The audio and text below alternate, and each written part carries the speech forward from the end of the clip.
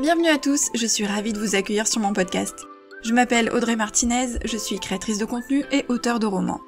Rêve d'auteur est un podcast qui est publié chaque semaine, dans lequel je livre mon expérience et mes réflexions, sans tabou et sans langue de bois. Mon but étant d'aider les auteurs à réaliser leur rêve d'écriture, aller au bout de leur projet et à vivre du métier d'écrivain. Vous pourrez retrouver de nombreux conseils d'écriture, d'auto-édition ou encore de promotion sur ma chaîne YouTube, sur le site rêvedauteur.fr ou encore sur mes réseaux sociaux et notamment Instagram. N'hésitez pas à vous abonner au podcast, à laisser un petit avis 5 étoiles pour me permettre de faire connaître mon contenu et d'aider un maximum d'auteurs. C'est parti pour l'épisode, bonne écoute! Bonjour à tous! Aujourd'hui, on va aborder un sujet dont je vous parle tout le temps et je vous saoule avec ces mots-là parce que je vous en parle à la fois sur Instagram et par mail.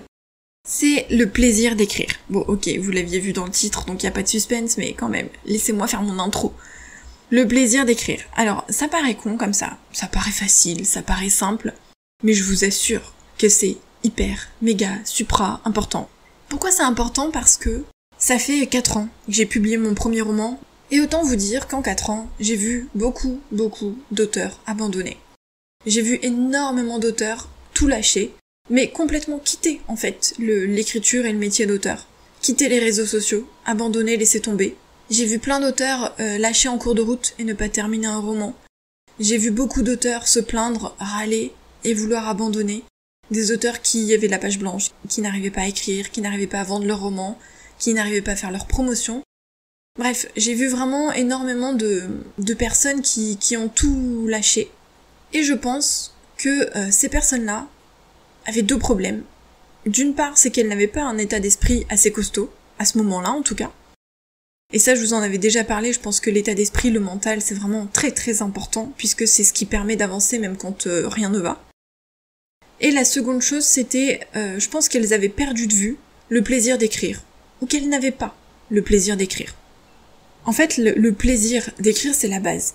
C'est la base pourquoi? Parce que à partir du moment où on se lance dans l'écriture, que ce soit un roman, une nouvelle, un poème, des textes courts, etc., c'est parce qu'on aime ça. C'est parce qu'on aime ça, et pour diverses raisons. Peut-être parce qu'à ce moment-là, on en avait besoin, parce qu'on en avait envie, parce qu'on avait une histoire à raconter, parce qu'on avait un message à faire passer, parce que ça faisait office de thérapie, voilà, il y a plein de raisons. Mais à ce moment-là, c'est quelque chose de vital et qui nous fait du bien. Si c'est temporaire, dans tous les cas, on peut pas en faire son métier. Si c'était à ce moment-là, on avait besoin d'écrire un texte pour une raison précise et point barre, bon, là c'est différent. Mais pour quelqu'un à qui vraiment ça ouvre des portes, c'est-à-dire quelqu'un qui se dit « Oh là là, j'adore écrire, je peux pas m'en passer, j'ai envie d'écrire tout le temps », c'est vraiment quelque chose qui me fait du bien, c'est quelque chose qui me permet de m'évader, je ne suis plus dans mon quotidien, dans ma vie, quand j'écris, je suis ailleurs, je profite, je suis avec mes personnages, je prends mon pied, ça c'est la base, ça c'est le plus important et c'est le plus utile. Et ça c'est ce qui va vous permettre d'aller plus loin que les autres. En fait, le plaisir d'écrire, c'est ce qui va vous lancer, puisque à un moment donné, vous avez eu envie d'écrire, et c'est ce qui va vous permettre de continuer et de perdurer, puisque vous allez avoir des moments difficiles, vous allez avoir des moments de doute, vous allez avoir des moments où vous allez avoir envie de tout lâcher, des moments où vous vendrez moins de livres, des moments où vous aurez moins de lecteurs, des moments où vous allez récolter des critiques négatives, des moments où vous allez avoir du mal à faire le tri entre vos idées, ou alors vous relirez votre livre et vous vous direz qu'il est nul, bref, il y a plein de moments où on est down, où c'est vraiment compliqué, et c'est dans ces moments-là que le plaisir d'écrire va tout relever. C'est-à-dire que vous aimez tellement ça que malgré les épreuves, malgré les moments difficiles, vous ne pouvez pas vous en passer. Vous voyez un petit peu l'idée, c'est-à-dire que malgré les doutes, malgré les échecs, malgré les périodes où vraiment c'est dur, vous ne pouvez pas vous passer de l'écriture parce que ça dépasse tout, ça surpasse tout, c'est ce qui vous amène un bien-être dont vous ne pouvez pas vous passer et sur lequel vous ne pouvez pas tirer un trait. Et c'est ce qui fait la différence. C'est-à-dire que ceux qui se lancent dans l'écriture pour de mauvaises raisons ne pourront pas aller très loin. Ces personnes-là vont avoir beaucoup de mal à durer. Ça ne veut pas dire qu'elles n'y arriveront pas, peut-être que certaines se découvriront vraiment une passion et que du coup elles arriveront à aller au bout, mais pour certaines elles vont laisser tomber puisque c'était pas assez fort. Et le plaisir d'écrire combiné à un bon état d'esprit, à un bon mindset, ça permet d'aller plus loin. Je parle vraiment du mindset parce que c'est important d'avoir un état d'esprit fort, quelque chose qui vous permet de surmonter tous ces moments difficiles et quelque chose qui vous permet de rebondir et de persévérer même quand vous échouez. Il y a des personnes qui n'ont pas un état d'esprit assez fort et qui n'arrivent pas à surmonter. Et même dans la vie de tous les jours, ça marche pour la vie de tous les jours, c'est-à-dire que quand il y a, je sais pas moi, on est viré, on perd des sous, il y a un deuil, ou on a un accident, ou il nous arrive des broutilles au quotidien, mais qui, au final, sont vraiment perturbantes, je sais pas moi, la machine à laver qui nous lâche, un accident de voiture, la voiture qui tombe en panne, voilà, il peut y avoir plein de trucs comme ça, mais qui au quotidien sont vraiment difficiles à affronter. Quand on n'a pas un bon état d'esprit, et qu'on a un état d'esprit négatif, c'est plus difficile de surmonter ces moments-là. D'ailleurs, il y a des gens qui, du coup, n'y arrivent pas, et restent dans cet état d'esprit négatif et dans ce cercle vicieux. Donc il faut avoir un bon état d'esprit, un état d'esprit fort, un état d'esprit positif, quelque chose qui vous permet de tout surmonter, de tout affronter, parce que être un auteur indépendant, c'est difficile, et qu'il y a des moments où on s'en prend vraiment plein la tronche, et il y a énormément de moments de doute.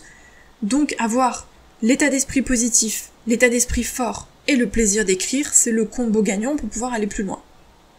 Pour pouvoir garder ce plaisir d'écrire, il faut faire attention à plusieurs choses, et notamment à la pression. La pression qu'on s'impose, la pression que nous impose l'entourage, et la pression autour de nous, par exemple des réseaux sociaux. Quand on est sur les réseaux, on en a déjà parlé plusieurs fois, on a les personnes qui écrivent des romans, qui écrivent tant de mots par jour, qui publient des romans tous les 3 mois, 2 mois ou 1 mois, des personnes qui avancent vraiment beaucoup, des personnes qui réussissent. Et donc forcément ça peut être compliqué. Ça peut être compliqué puisqu'on peut se comparer, on peut se sentir rabaissé, on peut avoir l'impression de faire beaucoup moins bien que ces personnes-là, et ça peut nous plomber au lieu de nous booster. Donc il faut faire très attention à cette pression. Il faut faire attention aussi à la multiplication des sources et des informations. Parce que, à force de suivre trop de réseaux sociaux, d'acheter trop de guides pratiques ou de lire trop de guides pratiques, de suivre trop de formations, d'être abonné à trop de blogs différents, de suivre trop de chaînes YouTube par exemple, ou trop de podcasts, au bout d'un moment il y a trop, et trop c'est trop. C'est-à-dire que, quand il y a trop d'informations, on se noie. On ne peut pas tout mettre en place. On ne peut pas tout appliquer, on ne peut pas tout enregistrer parce qu'on va se noyer au milieu de tout ce qu'il y a. Il vaut mieux se concentrer sur 1 ou 2 choses, les mettre en pratique et bien se les approprier avant de passer à d'autres formations par exemple ou à d'autres informations. Ça j'en ai parlé dans l'épisode 37 il n'y a pas longtemps. Mais il faut faire des choix. Il faut trier. Donc on choisit les chaînes YouTube que l'on suit. On ne suit pas toutes les chaînes YouTube, si certaines ne vous apportent rien, ça ne sert à rien. On choisit les podcasts que l'on suit si jamais vous en suivez. Pas besoin de multiplier tous les épisodes de podcast. Ici encore, on choisit vraiment ceux qui nous apportent le plus et qui nous font du bien. On choisit les comptes sur les réseaux sociaux. Là aussi, c'est bien beau de vouloir choisir des comptes connus ou des entrepreneurs qui ont réussi ou des auteurs qui ont réussi, etc. Mais si ça vous plombe le moral et que finalement ça vous déprime, vous avez l'impression de pas réussir à tout mettre en place, que vous avez l'impression qu'il y a trop de choses ou que vous avez l'impression de faire moins bien, dans ce cas-là, ça sert à rien de suivre ces personnes-là. Vous pouvez ne pas les suivre pendant un moment, quitte à y revenir plus tard, mais il faut savoir faire du tri et s'en éloigner au bon moment. Même chose, il faut choisir aussi son entourage et ses proches et faire du tri pour être avec des personnes qui sont positives et qui vous apportent quelque chose et pas des personnes qui vont vous critiquer ou vous dire d'abandonner, de laisser tomber parce qu'en gros vous êtes trop nul et vous n'y arriverez pas. Donc on fait vraiment très attention, on choisit, on fait du tri, on choisit ses formations, on choisit les personnes que l'on suit, on choisit le contenu qu'il soit gratuit ou payant, mais le risque, et on y tombe tous dedans, moi aussi, comme vous, c'est de vouloir trop bien faire et donc du coup on multiplie tout ça, on multiplie toutes ces sources d'informations, on multiplie tous les guides pratiques qu'on achète, etc. Mais au final on prend pas le temps de vraiment se les approprier. Si vous saviez le nombre de guides pratiques que j'ai dans ma bibliothèque et que j'ai pas encore lu, autant vous dire que j'en ai pour des mois quoi.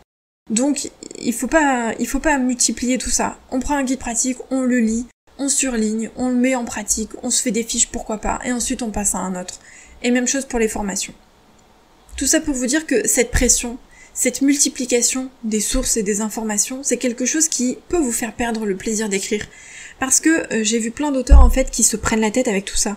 Qui se prennent la tête avec les conseils d'écriture, qui se prennent la tête avec les comptes qu'ils suivent, qui se prennent la tête avec les conseils qu'ils écoutent ou qu'ils voient par exemple en vidéo.